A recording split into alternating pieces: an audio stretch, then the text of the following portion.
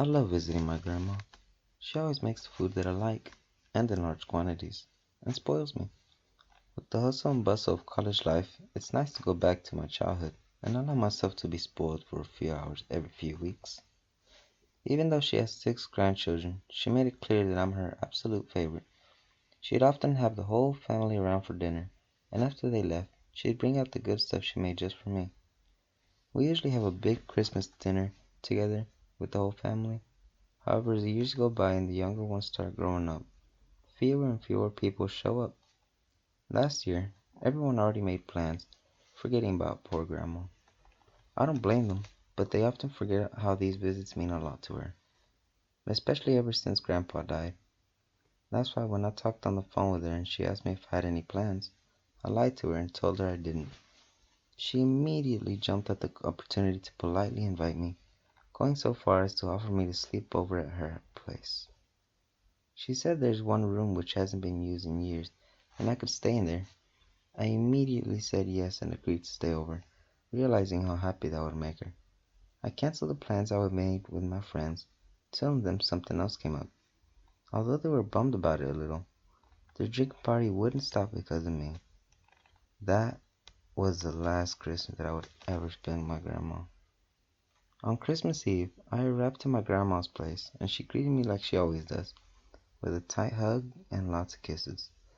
I barely even stepped inside when she started offering me food. She had already made what could only be described as an all-you-can-eat buffet. We dug in, and once we were done, she showed me where I could sleep for the night. It was a cozy little bedroom, which apparently used to be my mom's room when she was little. Grandma told me not to leave my room during Christmas night in order to avoid disrupting Santa in his work. She said that if I really needed to use the bathroom, I could, but to be extremely quiet and not to go downstairs. On the nightstand, she left a list of the things I should do before I go to bed, to ensure I get a good present. I decided to play along and abide by the rules. I told her I'd read it before bed and do everything necessary, and she seemed to be content with that. She wished me good night and left the room. I was pretty tired from the trip there and the enormous dinner I've eaten, so I laid down on the bed and involuntarily fell asleep within minutes. I awoke a few hours later. I glanced at my watch and realized it was 3:01 a.m.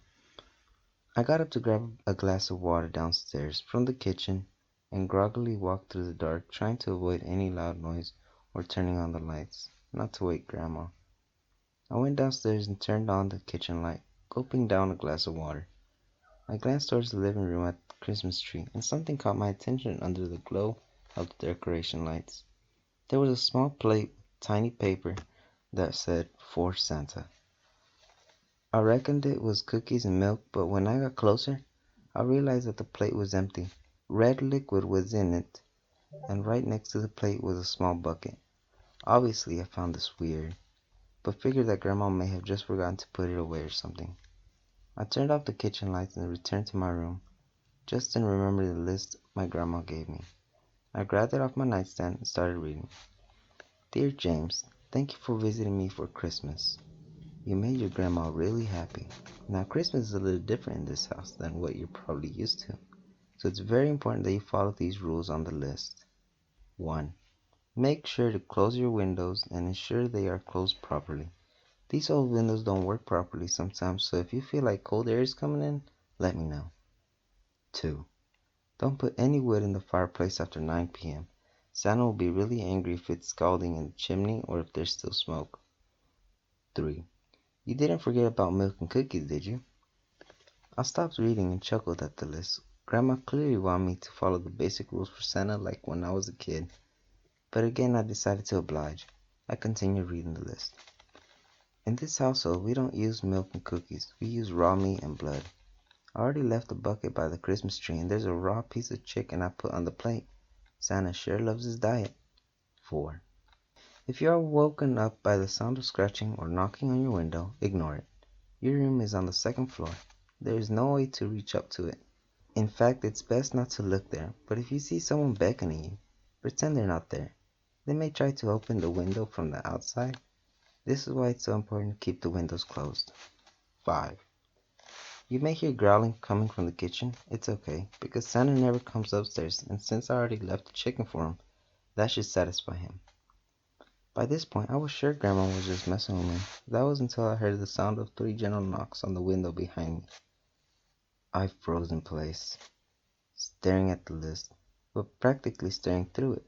3 more gentle knocks ensued, but I did my best not to give away that I heard them.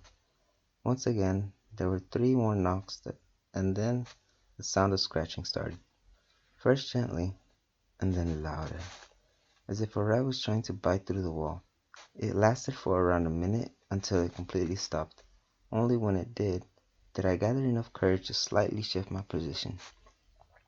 That was a mistake though, because when I looked down to the floor, at the light which was cast in front of the window, I saw the unmistakable shadow in the form of a humanoid silhouette stretched across. I couldn't tell for sure, but it looked like whoever was there held both his hands on the window and stared directly towards me. I decided the best thing to do is continue reading the list to try and distract myself. 6. If someone walks into your room while you're sleeping and you happen to wake up, pretend that you're still asleep.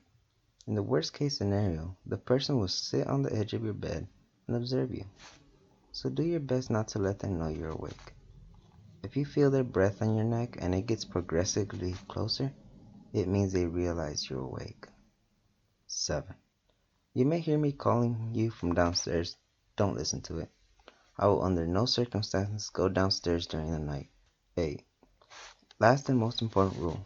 If you get up to go to the bathroom, never ever, ever turn on any lights in the house. He has trouble noticing you in the dark, but if you turn on the lights, he will be able to follow you wherever you go, and then not even locking your door will help. 9. Follow these simple rules, and in the morning we can open your Christmas presents. Love, Grandma. The scratching and knocking had already stopped by the time I was done reading, and the shadow from the window was gone. I got into bed and covered myself over my head, shivering, and not from the cold. Sometime during the night I heard my door open, but did my best to ignore the footsteps and low growling noise. I either passed out or fell asleep sometime later, but all I know is I woke up to the sound coming downstairs from the kitchen. I shot up, looking around the room and at the window, rubbing my temples and thinking about the nightmare I had. I left my room and immediately heard my grandma's voice calling me from downstairs to come open the presents. I told her I'm coming when I suddenly felt a grip on my wrist. I turned around and saw my grandma there, staring at me, wide-eyed. She leaned in and whispered in my ear with a trembling voice, "You turned